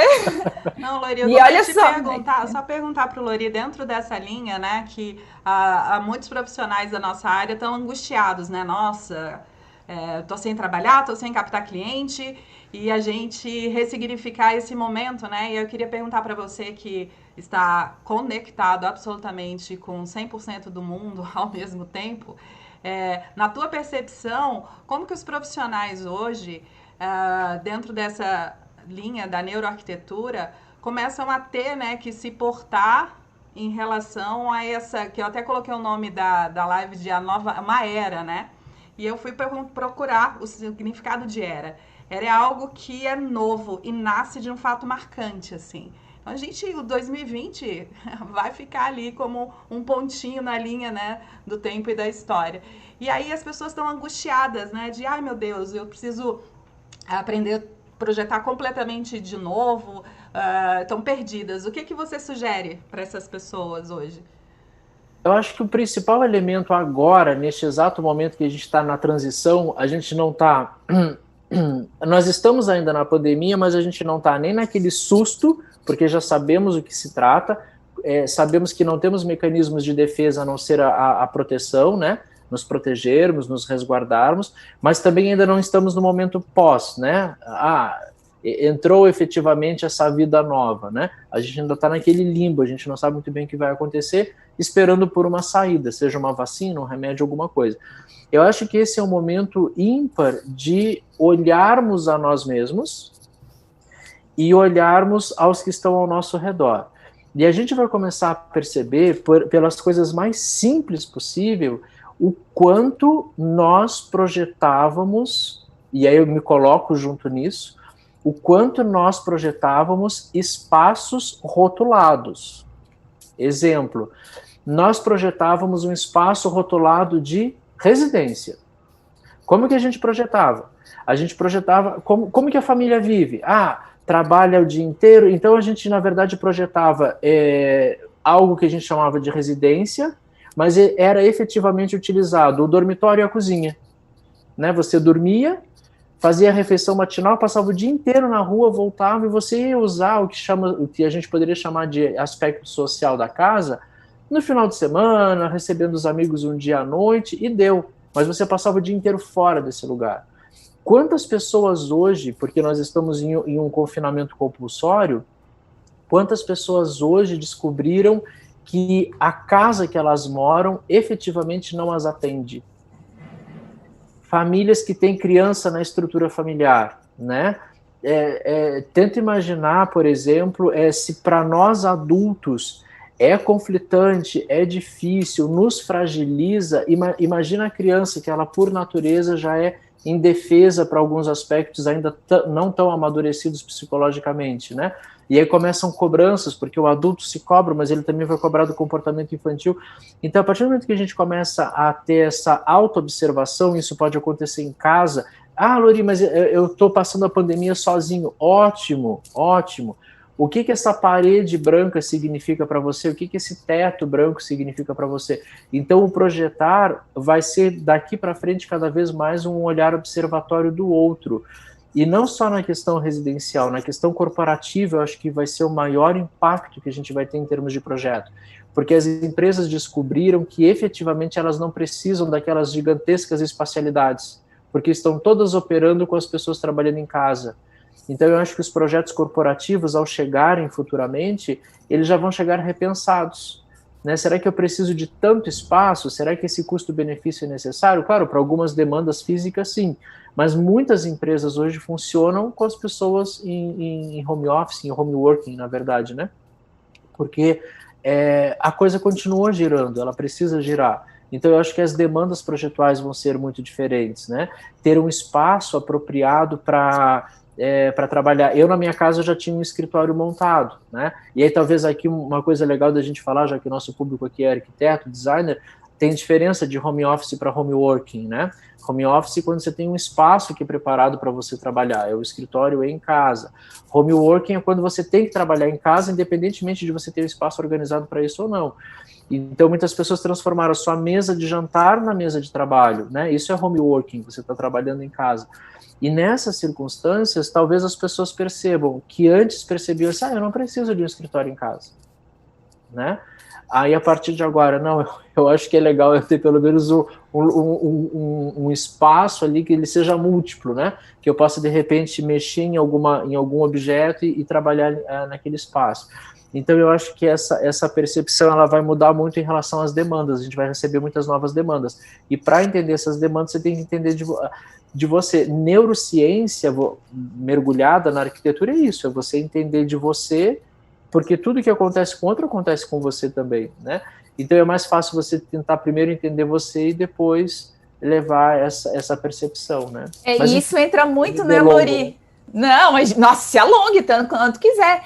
Isso entra muito na relação do nosso ego, né? Como a neurociência ainda até o ego, a relação do ego, que pareceria até óbvio desde sempre que a gente tem que pensar o foco no usuário, mas talvez essa nova era, né, que a Júlia falou, voltou, né, o nosso tema inicial ali, que é muito isso, a gente se redescobrir como profissional, entender a nossa real função E também mostrar isso para os nossos clientes, porque muitas vezes é uma demanda até que já vem deles. Olha, vem com aquele monte de revistinha, agora não, né? Pastinha do Pinterest, já com aquela, né, quantidade, 700 imagens, eu quero a cabeceira desse com aquela outra cama. Tá, mas o que tu realmente precisa? Então, é uma desconstrução, tanto do profissional, como muitas vezes do cliente também.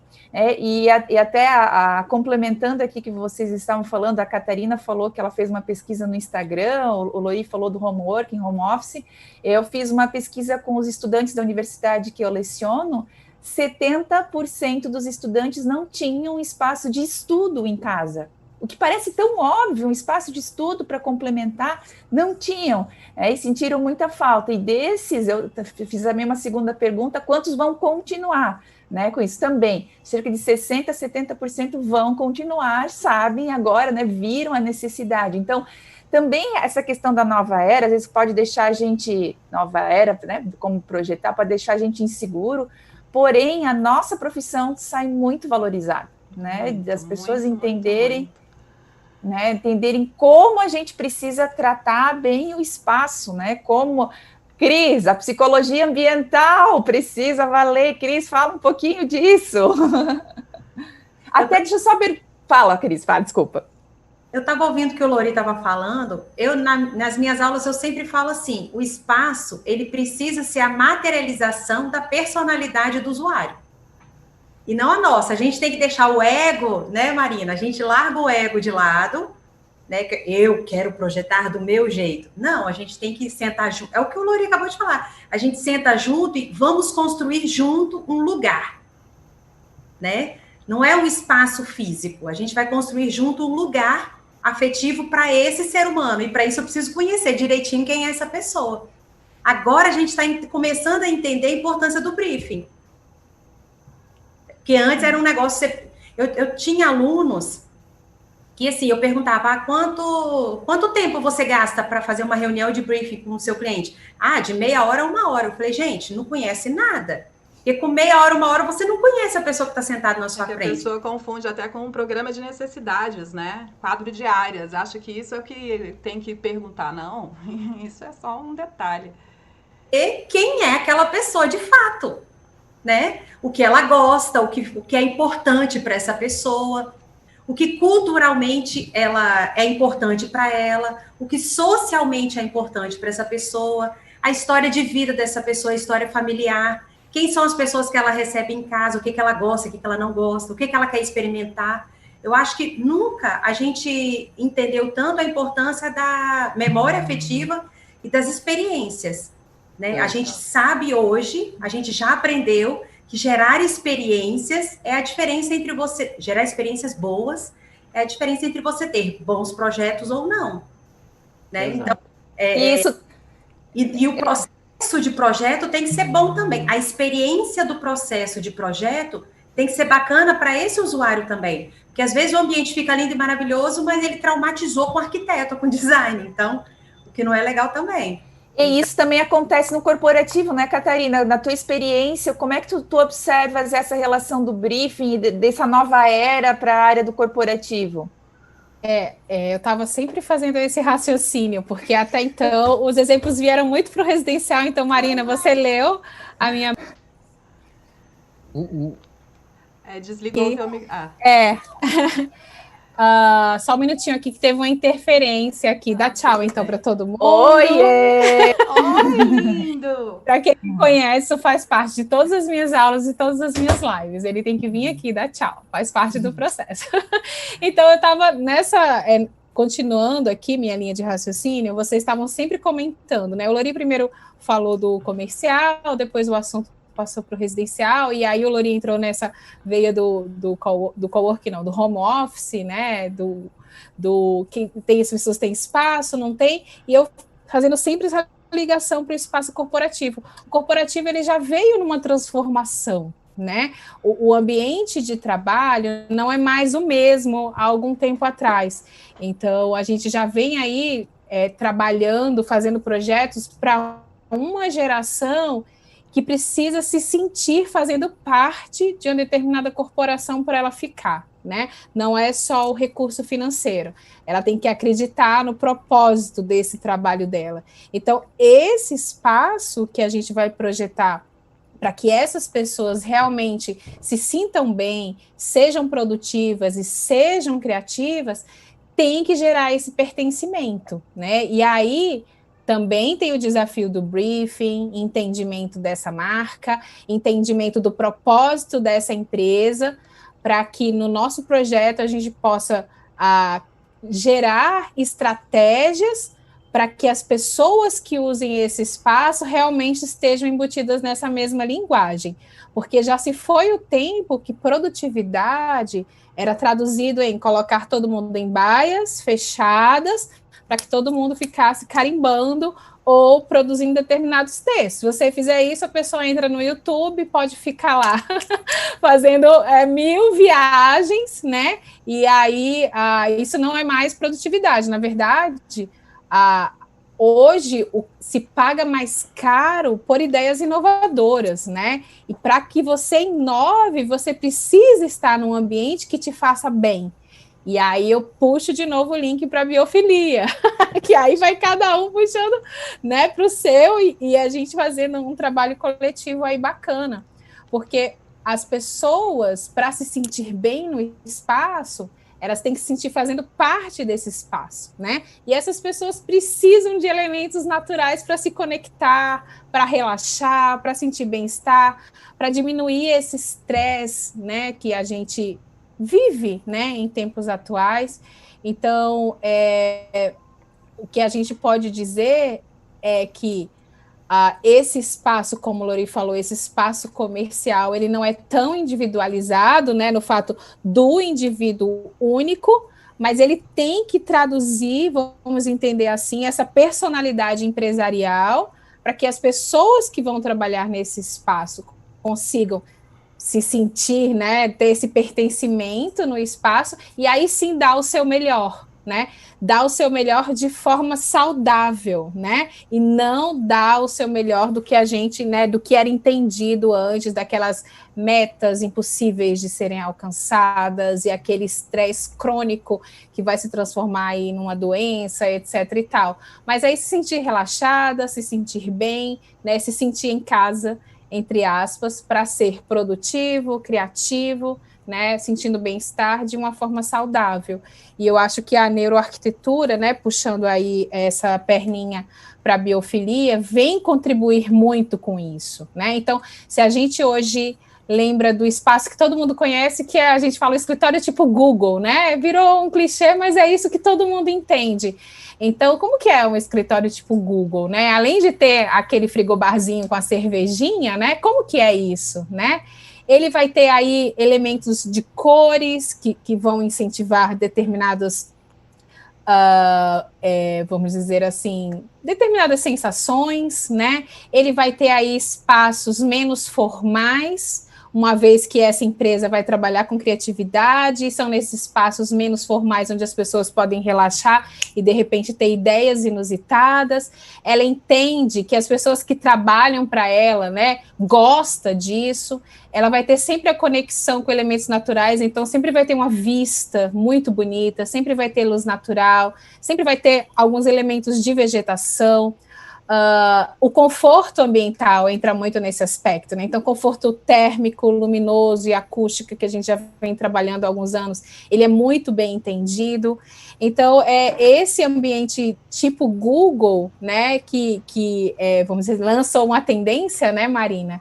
Ele vai continuamente sendo replicado, mas não novamente como uma receita de bolo, e sim como uma tendência que essas empresas que trabalham com inovação, de certa forma, bebem nessa fonte, né? Todas as empresas que surgem de uma startup, e aí a Júlia entende de startup mais aí do que todo mundo, elas têm esse modelo diferenciado de trabalho, modelo diferenciado de raciocínio, para que tenha um produto novo e, obviamente, que ela tem que ter um espaço conectado a isso.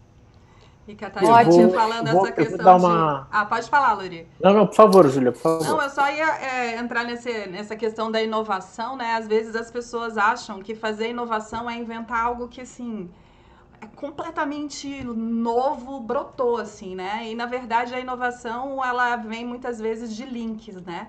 De você estar muito atento ao que está acontecendo. Então, eu fiz essa provocação de perguntar para vocês, né, do que vocês estão percebendo, justamente para começar a me alimentar, né? E eu fico com a cabeça aqui fazendo 1 milhão de links. E foi muito interessante eu ouvir, né, numa live de medicina e de psicólogos falando sobre esse momento, e já falando assim, não, a gente trata do paciente, né, quando ele já está com uma doença, mas eles esperando que um novo momento para as pessoas é que os próprios espaços, né, sirvam como uma prevenção para essas doenças. Aí opa, é a nossa área aí de arquitetura, né? E aí lembrei do mestrado quando eu estudei os códigos de obra, que vieram lá dos códigos sanitaristas, de um momento também de colapso de saúde.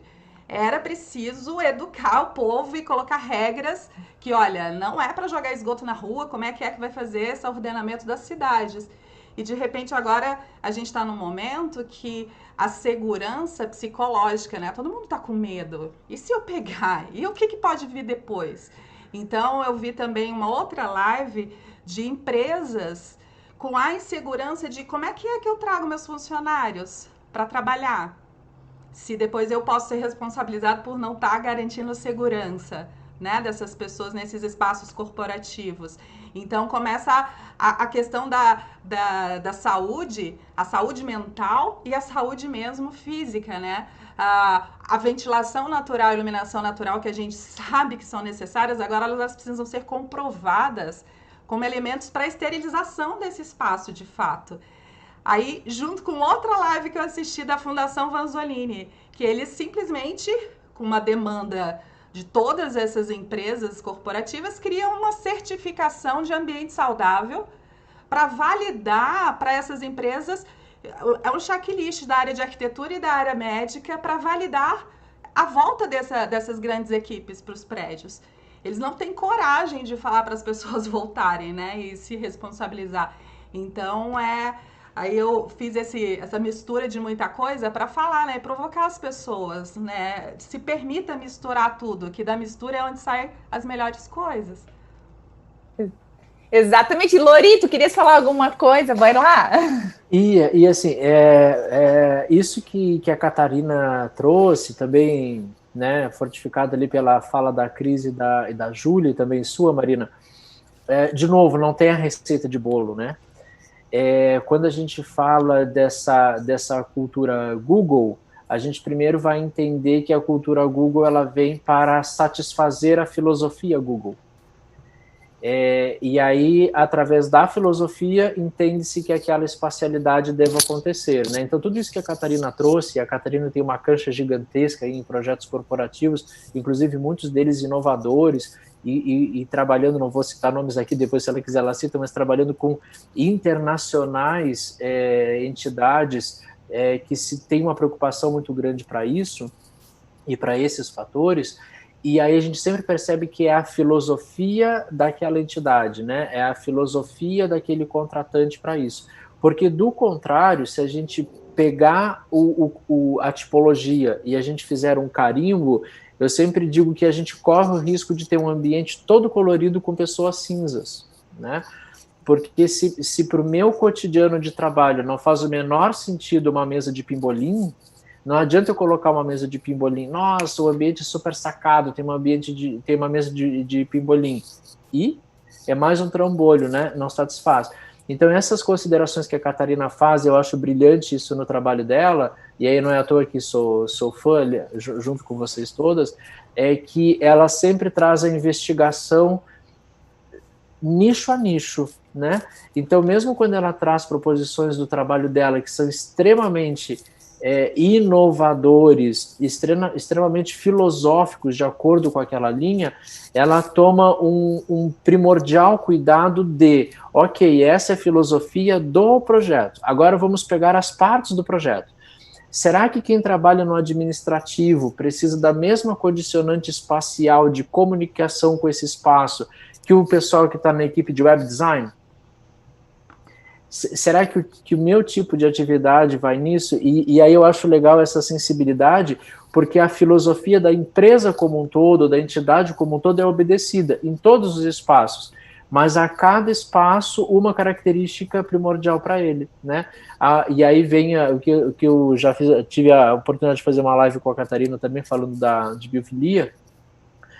Isso tem a ver também com a organicidade do espaço. Esse layout, ele me atende ou ele só é bonito? Né? Eu consigo fazer o que eu tenho que fazer?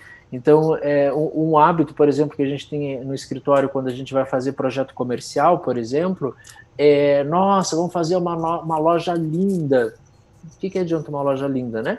Vamos fazer uma loja que funcione. Então, a gente tem aí os mecanismos para que atinja o público, mas vamos lá conversar com a pessoa que trabalha na loja. E aí também fazendo uma live com a Marina, né? Por exemplo, loja de imobiliário. O pessoal que trabalha ali dando suporte ao cliente, né? Todos eles dizem assim, eu adoro vender o móvel X. Por quê? O que ele tem que você gosta de vender ele, né? Por que essa predisposição para ele? Outros tipos de loja, né? Como que a loja funciona? O que você faz dentro da loja? Como é que é? Porque dependendo do que você está fazendo, a posição de um móvel pode estragar tudo. Pode ser lindo, mas não funciona, não opera, é dificultoso, né? E por aí vai. Tem coisas que estilisticamente são muito interessantes. Eu sempre brinco, né? Nem sempre a foto da capa da revista é o que vai funcionar de verdade, né? Já falei algumas vezes assim, desse exemplo, que às vezes você vai, sei lá, numa casa-cor, bem do nosso universo, né? E aí lá tem um quarto, um dormitório lindo, fantástico, maravilhoso, no meio dele tem uma banheira bem vintage, linda, fantástica. Gente, qual é o ser humano que tomando banho numa banheira não vira um pato, né? Vai voar água para tudo que é lado. E isso bem ali no meio. Então é lindo para ter na capa da revista, né? Mas não necessariamente que vá funcionar. E isso tem a ver com a biofilia também, né? O espaço faz com que eu seja vivo dentro dele também, né? Mas enfim, era só para puxar o da Catarina. Eu queria... eu sempre fico vermelha quando o Lori conversa comigo, então vocês percebem que a cor do meu rosto mudou. Mas eu queria completar justamente dar continuidade a essa fala do Lori. Eu peguei um projeto semana passada de uma área administrativa de uma fábrica de tintas, né? E aí eu vou trazer esse exemplo porque eu tinha todo um discurso montado para extrair, primeiro, né, o briefing básico. Eu preciso entender a filosofia da empresa como um todo, de todos os segmentos, como o Lori falou, né, antes de qualquer coisa. Mas muito da nossa fala veio na fala da empresária.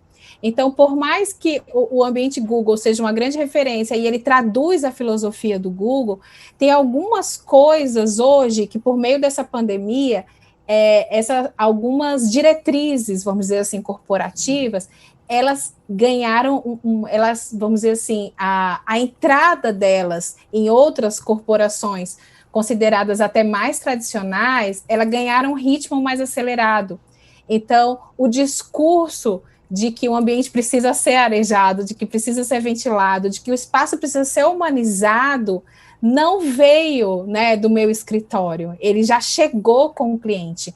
Então, isso é importante a gente enaltecer, porque houve um tempo, e aí a Júlia tem super razão quando fala desse pontinho, né, desse ano que a gente está vivendo, e a gente sabe que a gente faz muito um trabalho de formiguinha, né, porque fazer mais do mesmo é muito simples. E quando a gente quer fazer algo realmente que tem uma consistência, né, deixar aí, vamos dizer assim, um trabalho bem feito, às vezes a gente diz que a gente nada contra a corrente. E a gente que vem trabalhando com essas práticas mais sustentáveis, não foi sempre que elas foram bem-vindas, né? Vocês sabem disso, vocês estão comigo nesse barco, né? Então, não vou dizer aí quanto tempo que a gente tem de mestrado, nem que a gente se formou, mas se a gente fosse fazer uma live, assim, há algum tempo atrás, e fosse falar sobre essas questões, a gente teria aí meu pai e minha mãe me assistindo e os pais de vocês no máximo, né? Então, não teria tanta gente interessada no assunto. Quando a gente fosse dar uma aula, né, para os alunos, a maioria estaria burbureando ali no final, nossa, que coisa chata. Empresários não estariam atentos a esse tema, né? Porque estariam focados só em como ganhar dinheiro, como ganhar dinheiro.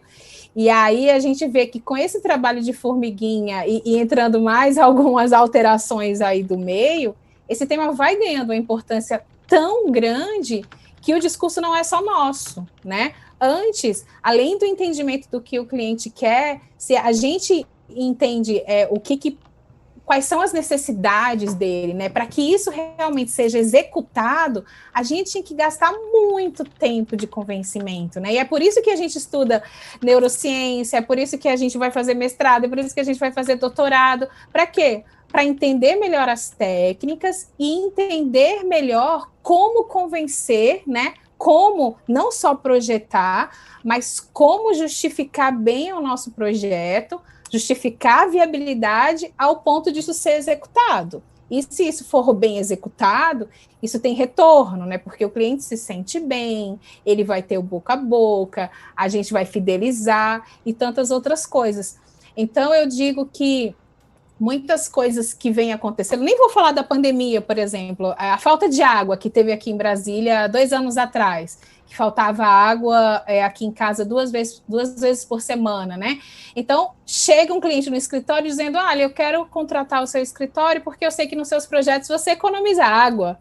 Então, assim, você fala, nossa, esse dia chegou, né? Não que a gente queira que um dia falte água, mas eu acho que o que está acontecendo é exatamente agora, né? Esse nosso discurso vai ficando mais popularizado, né? A gente vai tendo menos trabalho de explicar isso para os nossos clientes, porque ele passa a ser uma necessidade. Então, o ambiente Google trouxe uma inovação, mas não só de inovação de ambiente, de uma forma de trabalhar diferente, né? Uma forma de dizer assim, olha, se as pessoas estiverem bem, isso também é legal, né? Você não precisa estar todo mundo doente para poder bater sua meta. Então, de alguma forma, isso vai permeando a sociedade. E é importante que o arquiteto esteja preparado para isso, né? Porque o cliente que vai chegar para a gente, cada vez mais vai ter menos barreiras com relação a esses aspectos. E um movimento diferente também vai acontecer. Eu vou peneirar no mercado, o arquiteto, que a gente não vai conseguir ser generalista o tempo todo, né? Cada vez o cliente... puxar para o exemplo do corporativo, olha, se a minha empresa tem uma pegada de sustentabilidade, por exemplo, quem é o escritório da cidade, que é especialista em sustentabilidade, em biofilia, ele vai ter menos dificuldade de conversar com esse cliente, porque pode ter outros escritórios que acham isso uma balela, uma besteira, etc e tal. Então, o que eu estou querendo dizer é que esses momentos, né, dessa era, vamos dizer, desse pontinho, ele vai criando transformações mentais, né, de informação, e que determinados assuntos ganham como é que eu faço? Essa velocidade, né, de serem transmitidos. Então, assuntos que para a gente são importantes há muito tempo, a partir de agora você entende isso de uma forma mais rápida, porque as pessoas começam a sentir na pele o que é ter um ambiente sem ventilação natural, né? É um ambiente que não vai poder abrir agora, né? Enquanto o meu vizinho, que se preparou algum tempo atrás para gerar um ambiente saudável, ele vai abrir primeiro, né? Ou de repente o meu escritório, que já era humanizado, ele tem condição, mais humanizado, vamos dizer assim, ele vai ter condição de receber as pessoas mais rápido do que outros escritórios que não tinham essa condição. Então, eu acho que nesse momento, não sei se eu estou sendo muito otimista nesse aspecto, mas eu enxergo as coisas, né, sempre do lado positivo, né? A gente está sofrendo aí um processo muito difícil, né? Não vou esquecer disso, eu participo disso, mas a gente vai aprender alguma coisa. Quando eu falo a gente, as pessoas como um todo, né? E aí, de certa forma, como vocês falaram, a profissão de arquitetura, que muitas vezes é muito difícil de ser entendida, muito difícil de ser valorizada, muito difícil de ser explicada também, né?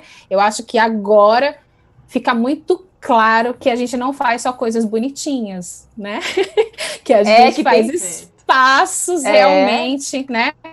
Para as pessoas viverem bem, com qualidade de vida, né?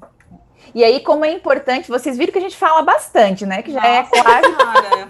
internet, a gente fala um monte. Mas essa questão de falar, né, é um alerta também para os colegas que estão vendo a gente, como é importante a gente saber explicar o projeto, né? Como é importante a pessoa entender e não só ver um projeto bonitinho, não vender só pela imagem 3D. Não, a gente tem que saber explicar, a gente tem que fazer com que o cliente entenda o porquê de cada solução que foi designada. Porque também, muitas vezes, os nossos clientes, eles vêm além, né, da capa da revista, querer reproduzir, às vezes não é a realidade dele, mas no caso da sustentabilidade / biofilia, com aquela sensação de que, então agora eu vou fazer um ambiente 100% sustentável, que não existe, né? Não existe solução 100%, não existe ambiente que não impacte, né, no meio ambiente, física, qualquer transformação da matéria-prima gera impacto. Então também, infelizmente, né, muitas vezes a mídia ou alguns nichos de mercado passaram essa sensação de que existe uma possibilidade de um ambiente 100% sustentável, e não existe na prática. Tem como agredir menos, como a gente fazer um ambiente mais sustentável, com mais soluções eficientes, mais biofílico. Agora, desconfiem, né, de soluções 100%, por isso que a gente precisa saber ter esse conteúdo, e se a gente continuar aqui, a gente ia até amanhã, né, até perguntando para a Júlia, não sei, tu que estás dominando aí as plataformas todas, né? Porque multimídia, Júlia, aparece aqui em tudo quanto é lugar. Minha meta de confinamento foi, eu preciso, se eu estou aqui, da minha janela, falar com todo mundo, né? E esses encontros, chamar pessoas queridas, né? É uma forma que a gente está encontrando de escape. Olha só, a gente está aqui conversando e, né, não poderíamos estar, né, se não fosse nesse momento. E eu estou encantada, queria agradecer demais a presença de vocês, foi uma super aula, né, e a gente sai feliz desse bate-papo com pessoas tão queridas, agradecer vocês, né, de aceitarem esse convite, que seja o primeiro de muitos. A Catarina já é figurinha, eu não deixo ela fugir nunca na agenda dela. E aí agora já fica a dica aí que quando eu começar a fazer convite é porque eu tô carente, né, de estar aqui no isolamento. Aí eu gosto de live por isso, porque parece que é um novo telefone, né? Antes a gente telefonava para as pessoas, agora a gente faz live. Live é o novo telefone. E vai um na casa do outro, né? Vai um na casa... a gente ainda tá aqui, ó. Vocês estão na minha sala aqui, eu tô recebendo vocês, né? Então, gente, muito, muito obrigada. Se vocês quiserem falar para a gente conseguir encerrar. E essa aula, super mega aula, está gravada. Bom, então eu vou começar. Eu queria agradecer o convite, também a parceria de todos esses colegas maravilhosos aqui hoje, o Lori, a Júlia, em especial, que teve a iniciativa, a Cris, a Catarina. E também, assim, eu também sou aquele positivo, né? A pessoa otimista, mas também realista. A nossa profissão foi, sim, valorizada, né? Se a gente pode olhar o meio copo cheio, é esse. Então, aproveitem, né, para ressignificar o trabalho de vocês, estudar bastante. A gente está numa nova era, mas a gente tem o positivo de tudo isso, que nós transformamos os espaços, né? Nossa profissão é maravilhosa por causa disso, as pessoas podem sentir bem-estar, se sentir bem, mais saudáveis nos espaços que a gente projeta. Obrigada para todo mundo. Continuem aí, Lori! Bom, agradecer imensamente, né, de novo, a Júlia por essa proposição de disseminação de conteúdo, e eu acho o que me deixou, além de tudo, feliz, é que a Júlia é muito cautelosa no que ela leva, né? O que ela traz para as pessoas é algo que ela de fato acredita. Então, se nós 4 estamos aqui convidados é porque ela acredita em nós, então eu fico muito feliz por isso. Ela sempre toma muito cuidado de verificar as fontes de informação que ela passa, o conteúdo dela é sempre um conteúdo isento, né?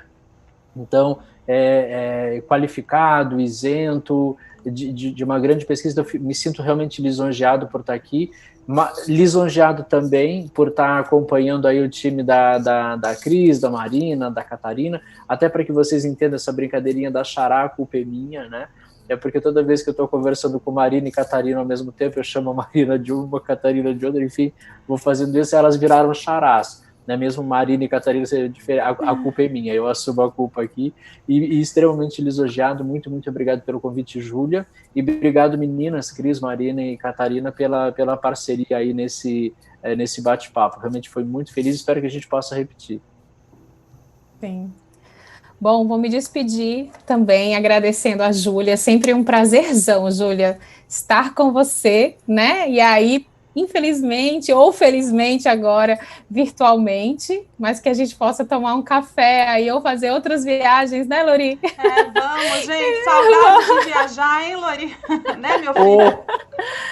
Né? Então, fiquei muito feliz com o convite, foi muito legal, porque nós 5 comungamos da mesma opinião, seguimos aí o mesmo caminho, então o tempo passa muito rápido, saem coraçõezinhos, né? Como vocês falaram, quando eu vejo cada um de vocês falarem, acompanham todos vocês, sou fã, né? Incondicionalmente, e eu acho que a Marina falou com precisão, assim, a gente precisa falar mais, né? Expor mais, divulgar mais, porque se a gente não valorizar essa profissão que aí tendia, né, Marina, a ser desvalorizada, eu acho que ninguém mais valorizar, né? Então eu acho que essas lives, Júlia, são super bem-vindas, né? Como a Lori enalteceu. Assisto todas porque você tem um critério aí de seleção, né? Um refinamento aí na escolha, e fico muito honrada de novo, né, já estamos aí na terceira live, de novo estar junto aí com vocês. Vocês sabem que eu sou fã da Qualiar e parceira aí eterna de trabalho. Obrigada, gente. Vou finalizar, então. Gente, foi um prazer enorme ter tido essa conversa, esse bate-papo nosso. Espero que seja nós mesmos, né? Porque as pessoas iam falando, meu coraçãozinho aqui também, o olhinho. Então, é muita coisa que a gente tem que aprender. E esses momentos de troca, eu acho fundamental. Eu achei muito bacana. Obrigada, Júlia, pela iniciativa. E eu queria até agradecer o Lori, né, que é o link de nós todos aqui, até explicar para as pessoas aqui, nós somos um time montado pelo Lori para ministrar um módulo dentro de uma pós-graduação, da primeira pós-graduação de neuroarquitetura no Brasil. E, de repente, a gente estava em WhatsApp conversando e eu falei, não, vamos nos ver, vamos conversar sobre tudo isso, vamos alinhar tudo que a gente sabe. E é uma aula, né, que quando começa a juntar tudo e eu fico assim, minha cabeça, eu com certeza nem vou dormir. E aí eu quero agradecer ao Lori, né, por colocar a gente em contato. Ele é o link, né, da gente, possivelmente a gente não se encontraria. E, de repente, a gente está aqui num momento que está todo mundo isolado, a gente está compartilhando e criando conhecimento novo. E isso é algo essencial para esse momento. Então, eu queria agradecer em especial ao Lori. Eu que sou grato a todas vocês aí no time, porque vocês que engrandecem isso, né? E se essa pós-graduação, né, a primeira pós-graduação de neuroarquitetura no Brasil, está sendo o sucesso que está sendo, é porque vocês estão nela, estão contribuindo, estão trazendo tudo isso que vocês têm aí de conhecimento, de bagagem. Então, eu que no fundo sou grato a todas vocês. Então é isso, né, pessoal? Coraçõezinhos! Beijo, corações. Tchau, fiquem gente. Bem, fiquem em beijo casa, grande. com saúde. Até, obrigado. Tchau, gente.